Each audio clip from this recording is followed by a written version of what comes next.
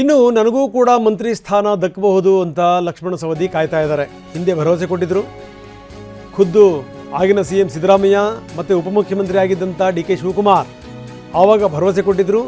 ಈಗ ಡಿ.ಕೆ. ಶಿವಕುಮಾರ್ ಅವರೇ ಮುಖ್ಯಮಂತ್ರಿ ಆಗಿದ್ದಾರೆ.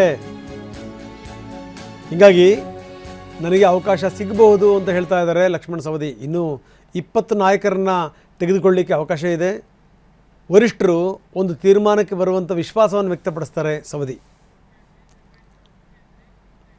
ಮೊದಲನೇ ಹಂತದಲ್ಲಿ ಸುಮಾರು ಒಂದು 13 ಜನ ಸಚಿವರನ್ನು ತೊಗೊಂಡಿದ್ದಾರೆ.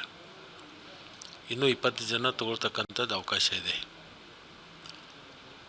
ಹಿಂದಿನ ಮುಖ್ಯಮಂತ್ರಿಗಳಾಗಲಿ ಇವತ್ತಿನ ಮುಖ್ಯಮಂತ್ರಿಗಳಾಗಲಿ ಒಂದು ಭರವಸೆಯನ್ನು ಕೊಟ್ಟಿದ್ದಾರೆ.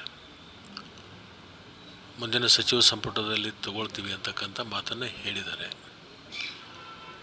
ಮೇಲ್ಗಡೆ ಇರ್ತಕ್ಕಂಥ ವರಿಷ್ಠರು ಕೂಡ ಹೇಳಿದ್ದಾರೆ. ನೋಡೋಣ ಕಾಲ.